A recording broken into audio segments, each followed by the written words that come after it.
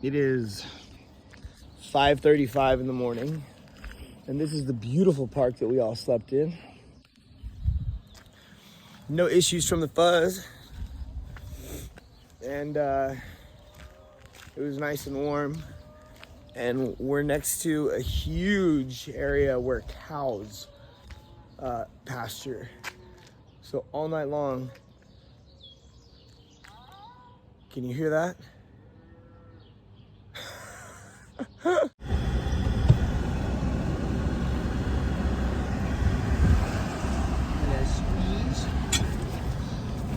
We back. Back in the J-Mobile, baby. Oh, yes. Look at this man's drip. Look at this man's drip. Woo! Oh my God. Some of it is going through our trenches. I'll make you one. But some of it's going through our trenches. And it's going through, I was going to load it up here, but we'll do it another time. So some of it is going through our trenches, but some of it's getting sucked up and over the western slope of the Sierra Nevada. And so now this cold, moist air is getting sucked up into the sky on the western side, and humidity hates elevation. And all of a sudden it starts to dump all that moisture onto the western slope of the Sierra Nevada. And some of it does hit the summit, goes over the top, but it definitely gets dumped over on the Sierra side of the mountains. So what that does is creates the rain shadow effect. And the rain shadow effect is that you get 36 feet of snow dumped into the Sierra on Mount Whitney and both north and south of Mount Whitney, but you only get 2 inches of snow in Death Valley at the base of your Dakota Fire. So that's your rain shadow effect. So all of these weather phenomenon is going to be attributed to you guys walking around the rim of the world's largest Dakota Fire. All of your rare cloud formations that happens, your UFO clouds, your lenticular clouds, mammotus clouds, roll clouds. What's the one that looks like the oatmeal cream pie? Yeah, those are, it can be mammotus clouds, but mammotus clouds look like cow udders. That's why they look, it's just a layer of warm air coming down into a stable layer of cold air. And so when that warm air comes down, that hot air, the cold air stays stable, that warm air is trying to come down into it and creates that mammotus cloud effect. But in any case, all of those cloud formations are rare here. You won't see it every day. Jimmy, but catch your favorite truck. But they're much rest. This is where the weed store is. Just friggin', oh yeah, there's the Sierras. Oh yeah, they're so pretty. Freaking barren out here, dude. Barren. I can't believe Stakes wanted to sleep here last night. I'm getting sick of the barren vibe. I'm not gonna lie.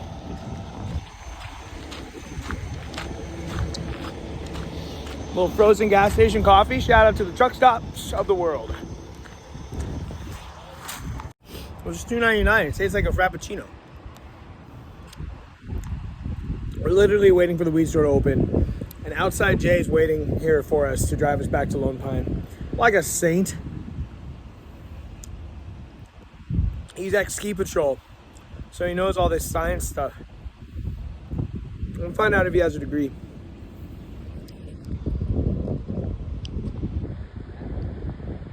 So It's like the long pathway. So Araroa is like So the Araroa means. Yeah. What does the Araroa mean? So Te Araroa, the Te is the, and then Araroa is long pathway. So what do you call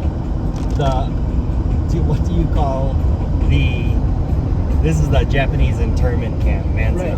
Right. Yeah. So what do you call the island itself? What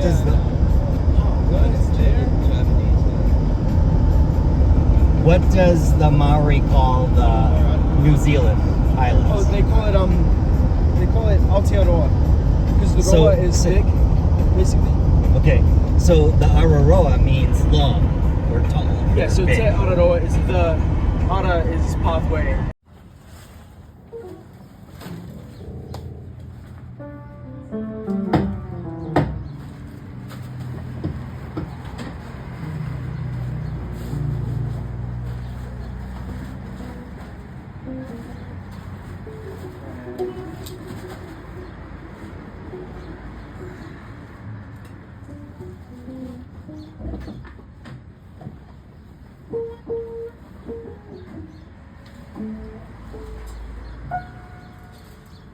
So what is New Zealand's main export?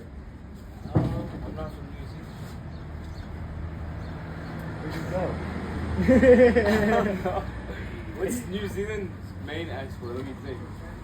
Probably like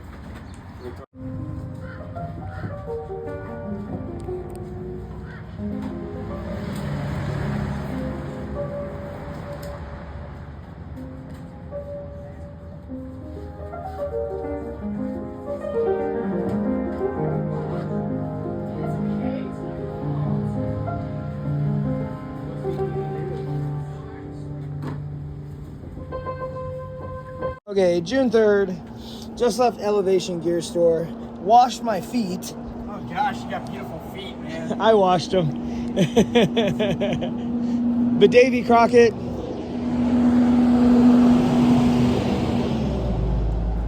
Les Français. Oui, monsieur.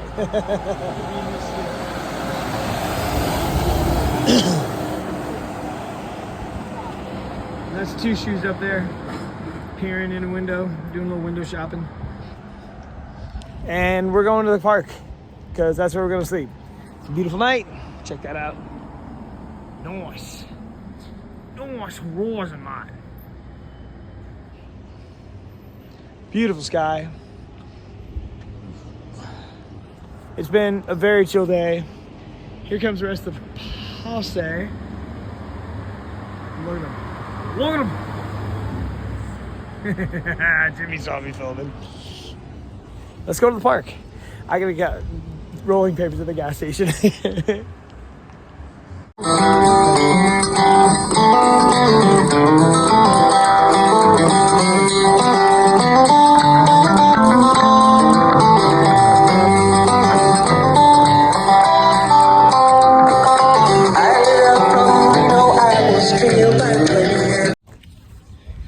All right, good morning. It is June 4th, and I'm here at Elevation, the gear store in Lone Pine, and just about to do one last shakedown here of all my stuff. I got some stuff I gotta send in the post office, and then I just gotta pick up a couple things from the store. And after that, it's gonna be good to go. I've got a couple more videos to upload, so just gonna handle those and top off my electronics. And this afternoon, going back to the Cottonwood Pass trailhead. I talked to a kid named Kevin. Kev Goes Hiking on YouTube and Instagram. And he's down in Agua Dulce, leaving Agua Dulce today, and he said that there's like a huge bubble there. So that's cool. And yeah, so gonna get going with the day. Probably gonna find somewhere for some munchies before I leave, and you know, the adventure continues. And then it follows this, and then it's a pretty clear path. And then now this is the part where you have to kind of like boulder around and try to figure out where it is. But this is okay. It's blurred out. That's this. And then you just go across this. You can actually drive like severe four-wheel drive. And then I kind of want an umbrella, but I don't want an umbrella. I kind of just want one just to have one. I think it's this one, but it might be. If you go straight west, that's 13 rooms. That's pretty good. Now I'm going to go to Skyrock Metropolis. Okay, So time to shake down.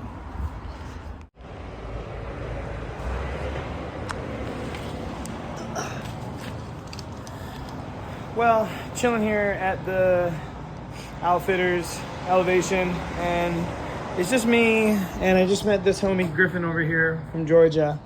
We're the only ones here. He was trying to get up to the trailhead tonight too, like I was, but like that's really not happening in the evenings around here. I had uploads to do and charging to do, so yeah, we're just hanging out here until they close, and then I'm gonna go pitch in the park. Once again, that's gonna be 3 nights in the park for me. So I figured I'd just like show you around this little area.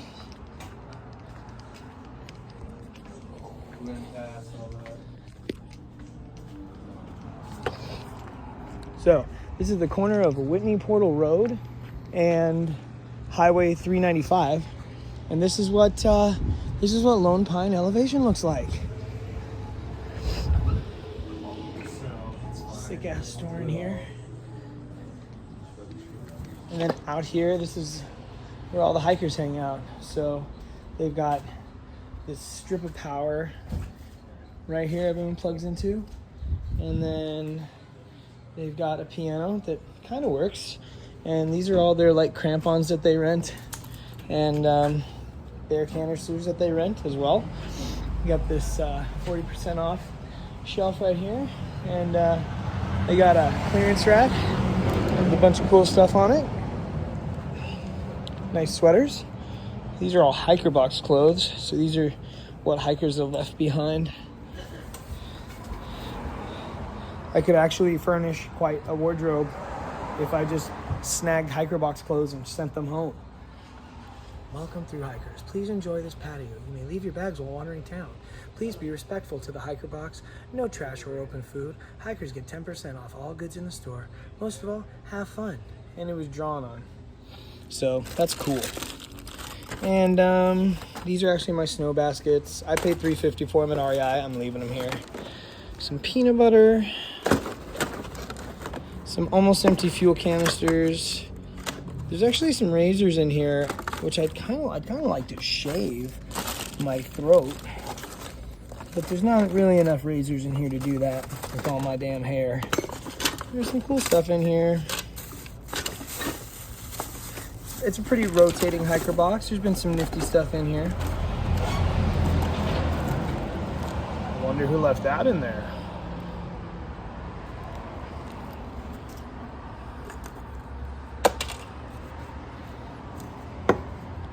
And then there's some food stuff in here, but really not much.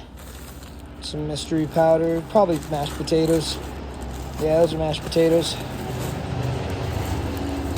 Some crackers. Are those Ritz? I don't know. I don't really need crackers. And some funky shoes. I don't really want to dig through there. That kind of smells. And yeah. So yeah, it is what it is. It's really cool. It's really chill. It definitely feels like a safe, chill place to be.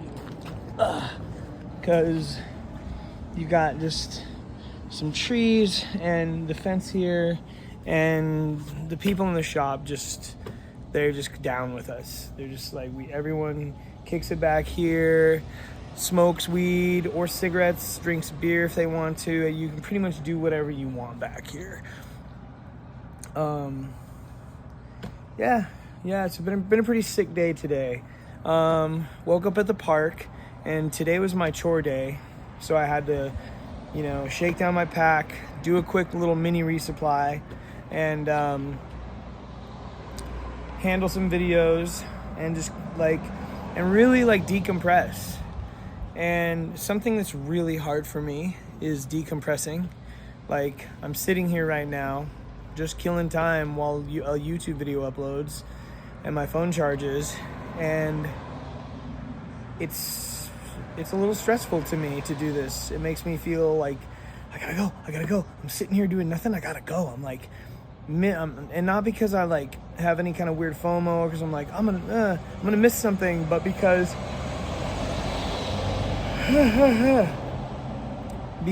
it causes me panic and stress. And I think my mom had told me one time from some research she did that's actually a symptom of another symptom, one of the many symptoms of PTSD.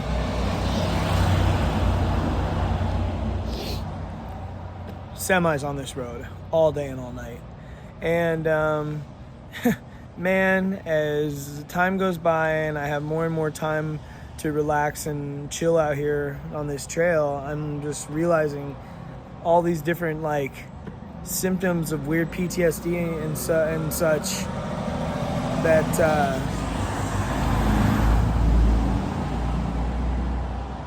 that I've never really come to terms with to cope with. And so it's been interesting. Steaks, Jimmy, Bluetooth, and electrolyte. They all went up to the trail. They were all like, oh, I want to get out of town. I don't want to be in town anymore. And so they caught a shuttle this morning, or they caught a ride with Outside Jay this morning, around 10:30. And, you know, they tried to get me to go with them, but I was like, dude, no, like, I got stuff to do. If I went with them, I would have been stressed, and I wouldn't have gotten all the stuff done in town I needed to do. And it just would have been whack, and I would have had a bad time.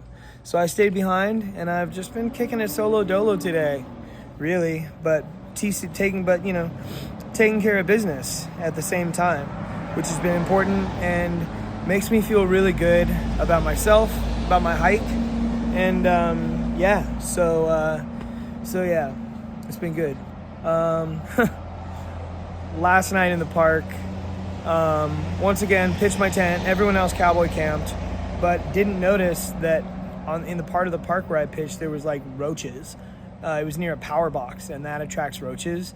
And I was like, so, you know, I get in my tent real quick, get everything in my tent. I'm like, but I woke up around 3 o'clock and I had to go to the bathroom. So I go to the bathroom, and I've got my phone light on in the bathroom, and I'm sitting on the toilet, and I look down, and like, it was like a nightmare. All these roaches started crawling around. One of them tried to crawl on my foot, so I tried to stomp it, but it was too fast, and I just nicked its leg. So it flip-flopped away, and then ended up like attracting a couple other roaches out to check out what was going on. I'm like, and so I'm like, I gotta get out of this bathroom now. So, you know, I clean myself up, and as I turn around, I look at the toilet, and behind the toilet is this giant black widow spider just doing her thing in her web, and I'm just like, oh God, get me out of here. So ran back to my tent, and didn't go in that bathroom stall again. The bathrooms at the park are really nice too. So yeah, it's gonna be 3 nights total in town. The first day in town was like eat a bunch of town food, check out the scene, catch the vibe. And then the second day in town was like go about your business, get some stuff taken care of, catch up with people, whatnot, adventure to get weed, all of that sound, you know, laced up and taken care of. And then today was like, all right, get everything laced up, decompress, upload videos, last resupply, and then just chill out. And I'm just not going to beat myself up about it. I'm going to have another night in the park, another great sleep, be well rested to go back up into the mountains, and well stocked too on snackies and supplies. So feeling good about myself, feeling good about life in the world. And yeah, thanks for watching the videos. Thanks for your support. And yeah, this is June 4th, Killdozer Day. Yeah, R.I.P. Heemeyer.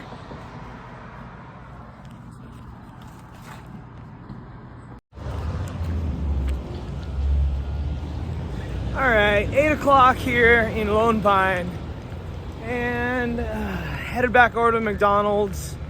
The gear store just closed, and I still need to upload some YouTubeage, so headed over there to hang on the Wi-Fi for a bit, and after that, gonna mosey on over to the park and pitch my tent and sleep there one last night. One last farewell noche to Lone Pine.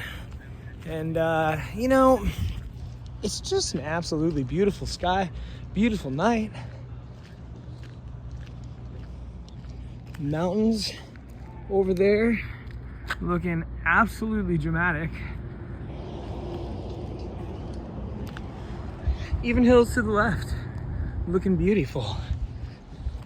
So, yeah, it's been a good one. Definitely feeling chillaxed with the situation, which is great.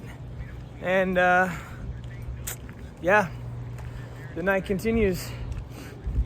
I've only seen a few hikers out and about. I think a lot of people left town tonight.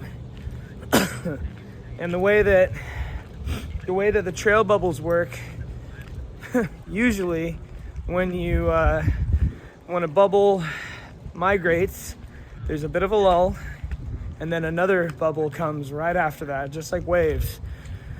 So I have a feeling tomorrow is gonna bring a fatty wave, which would be good in the morning, good for me, because then I could get up to the trailhead on a ride easier. I really don't want to have to take the shuttle, even if it's split with a lot of other hikers. It's just the principle of it. But I don't know, we'll see. When the morning comes, wow, look at this.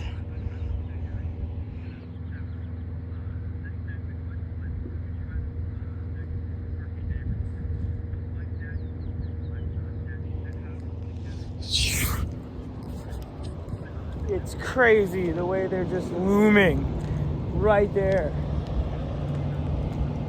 Like, here's this little town with town stuff going on, but right there is just sheer, utter wild and adventure. Look at these little babies.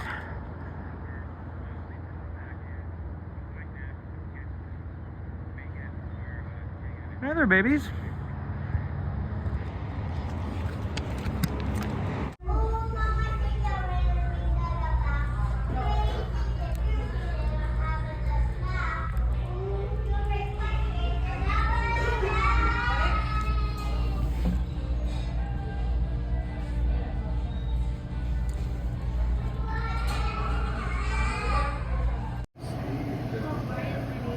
I don't like them.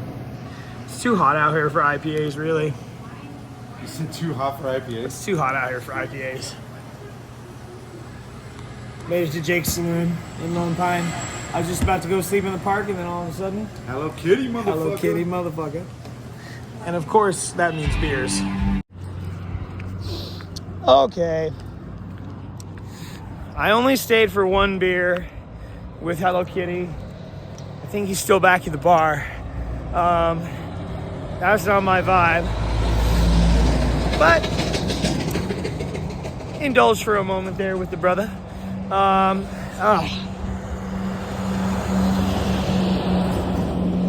Semi after semi. Shout out to those 18-wheelers. 'Cause you're all right with me.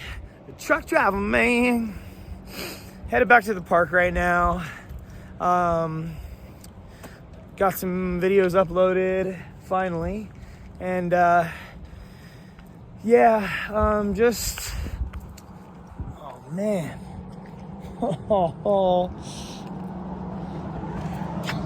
That swimming pool, that is so tempting right now. All it is a quick little fence hop and a quick little dunk. But so yeah, gonna go back to the park, gonna pitch, gonna get back to trail in the morning. Basically gonna be at elevation outdoors when they open at 8 and just get the first ride I can out of town and back to the trailhead. And if that means paying for a shuttle, so be it. Might just have to make that happen. But we'll see. It's gonna be a long stretch to Bishop. It's gonna be 4 days, at least 5 days max. And I think it's somewhere around 80 miles. I think that's what I've heard. So yeah, Pack's all loaded up. Everything's laced. Gonna go get some good night's sleep. As much as I can. It's bloody midnight. Anyways, signing off for the night. Peace, much love.